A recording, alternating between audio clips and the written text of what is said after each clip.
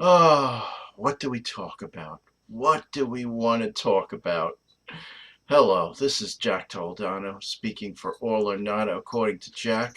I've been debating whether or not to put this video together to talk about the big, huge, not just an elephant in the room, the freaking woolly mammoth in the room.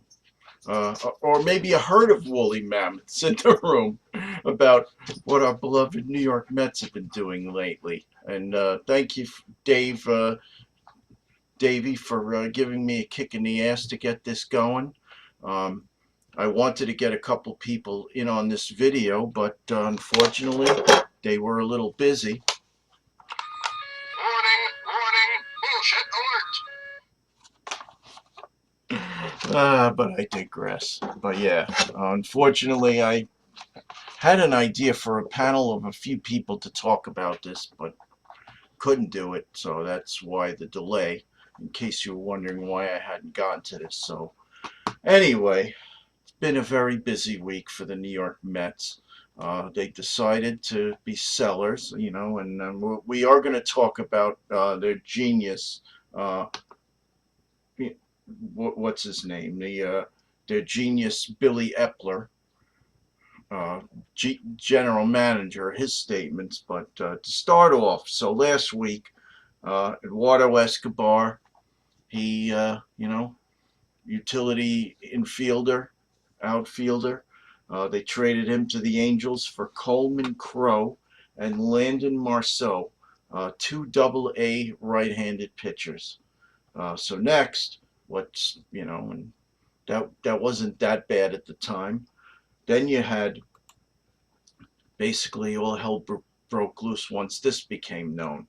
Dave Robertson, who was our closer this year since our genius, broke his leg or his back or whatever, Edwin Diaz, gone for the season. But fortunately, Dave Robertson, when he's been given chances, he's done a pretty good job, saved games for us. But now he's gone. Uh, Actually, to flip flop things, at the beginning of the season, the Mets were looking good, and it was the Marlins that were looking like they were in a total rebuild. Now it's the opposite. So we send Dave Robertson to the Marlins, and in exchange we get infielder Marco Vargas and catcher Ronald Hernandez. I mean, did we really need another catcher? Uh, Granted, Robertson would have been a free agent at the end of the season anyway, so maybe not a terrible move, but didn't make Max Scherzer happy. He went out in the media and it's like, you just traded our closer away. I've got a problem with that. And, you know, when you take his salary out of the equation, one can't blame him. He's a former Cy Young pitcher, and he wants to be on a contending team. He doesn't want to just be on a rebuild like the Mets always seem to be. I mean, here's a statistic. Jamie Laszlo is always throwing statistics at Pete Pardo over on Sea of Tranquility. So here's one. So the Mets are now in their 62nd year, and of those 62 years, they've made the playoffs 10 times.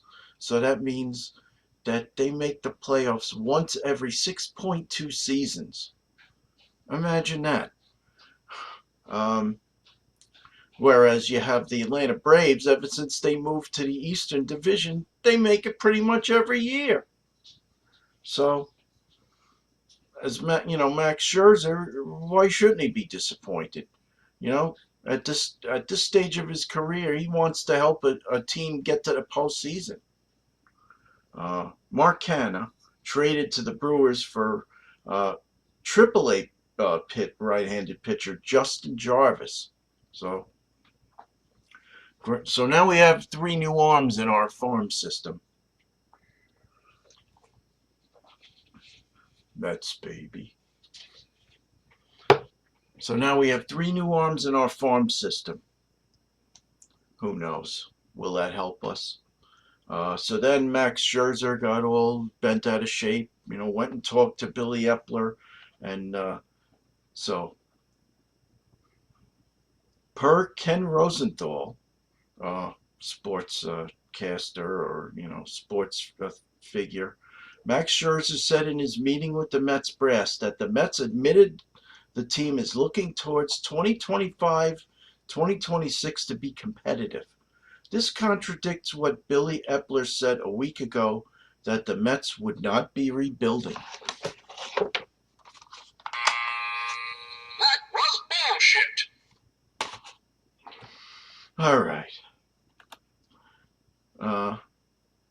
And then Max, I accepted the Rangers trade after the Mets said the vision now is for 2025, 2026. I'll leave Billy Epler's pearl of wisdom for you last. Okay, so next, Max Scherzer traded to the Rangers since he waived his no trade clause, and probably our best blue chip prospect. And if hopefully I'm spelling this or pronouncing this correctly, Luis Angel Acuna, brother of Ronald Acuna. So who knows? With the right coaching, the right leadership, maybe he can be something. I don't even expect him to hit as many home runs as Acuna, but get the hits, get the stolen bases. We need some catalysts, some table setters. Next, Justin Verlander. So Justin took a little more of the high road than Max Scherzer, but he too wants to be on a competitive team. So I guess he spoke to the Mets and waived his trade clause. So now he has returned to the Houston Astros. So now the Mets have gotten two outfield prospects, Drew Gilbert, Ryan Clifford. They're number 1 and they're number 4 prospects. So, being that they're the Astros, they're a contending team, no matter what anybody says about them cheating, they, you know what? Fingers crossed they'll be good. Tommy Pham traded to the D-backs yesterday. I think that was the last trade for Jeremy Rodriguez, a minor league infielder. Whatever. I mean, so basically we got rid of 6 players, and now we got 9 on our farm system. I mean, whatever. You know what? It's a crapshoot. You never know what these prospects are going to amount to. But what I can tell you is, we are not contending next season. Also, Luke Voit, the Yankees dropped him like an old shoe because he couldn't hit. Mets signed him to a minor league contract. Luke Voit has now, I just found out that he has opted out of his minor league contract with the Mets. Unbelievable. You can't even get a low-hitting guy like Luke Voit. It's unbelievable. So let's talk about some hard stats now for a minute. I'm just going to pull up the Mets stat sheet. This is going to be fun. You got scores of people talking about, you're picking on Francisco Lindor. You're mean to Lindor. Well, Lindor's making $30 million a year, and let's look at his stats. So, I don't want to hear it. Francisco Lindor, wow. Oh, wow, that's freaking scary. He's our leading hitter. Oh, no. Oh, this is based on at bats. He's batting .234, 21 homers, okay, 65 RBIs, but that batting average, you know what? I mean, he's a good infielder. Unfortunately, I'm going to give him a little bit of a pass right now. He can't carry the team by himself. I never thought he could. But that .234 batting average, got to improve that, buddy. Pete Alonso, Mr. Big Time Met, puffs out his chest. I'm the man. Mr. Says to the Atlanta Braves, "Oh, throw that pitch again." Hits one home run in Atlanta, but then the team gets swept. So who's the moron? Uh, Pete Alonso batting .218. He was close. He was close to falling below the Mendoza line. 31 homers, 77 runs batted in, but it don't mean a hill of beans if you can't put your bat on the ball. I mean, come on, 218. What the hell is that? You know, people say, "Oh, that's an antiquated statistic." Bullshit detected. Take precautions. I'm sorry. Still an important stat to me. Still very important stat to me. So, and then you got these rookies. You got Mark Vientos. Oh, play Vientos. Play Vientos. 216 batting average.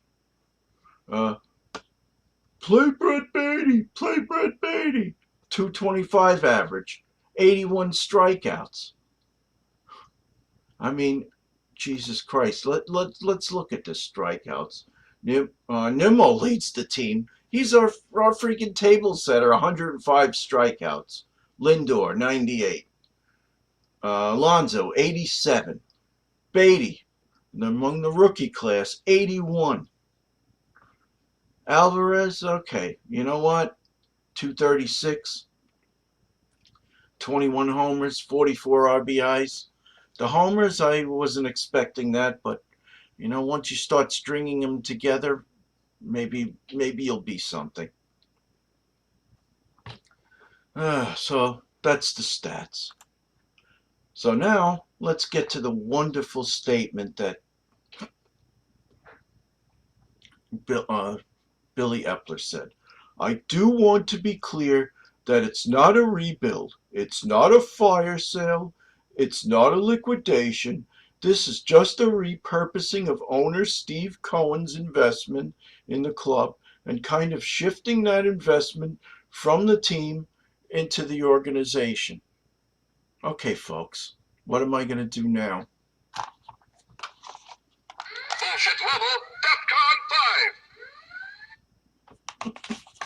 DEFCON 5. Thank you for getting me this, Jason, for Christmas.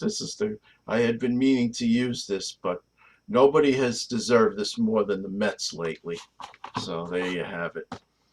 So just addressing that, not the white elephant, the white coated herd of woolly mammoths in the room, or mastodons, whatever you want to call it. So, in any event, Billy. So, I used to get pitched with tickets.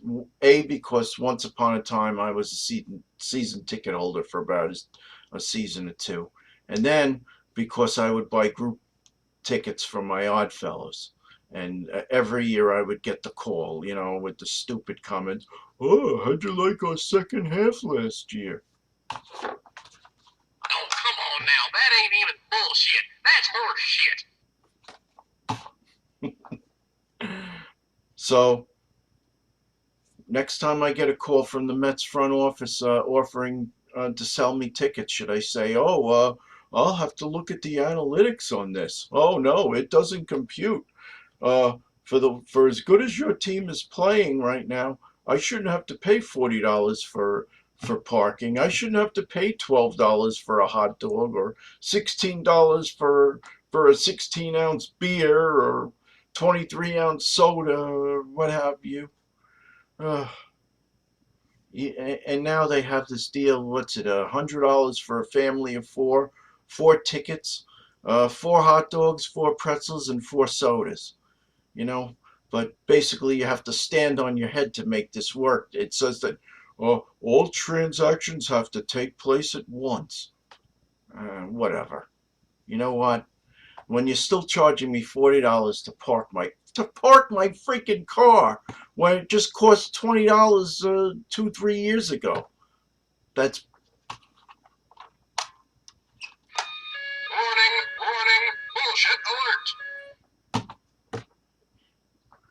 I think I'll start going to more Long Island Ducks games, or even to see the Brooklyn Cyclones. I mean, where you can still afford to, see a baseball game.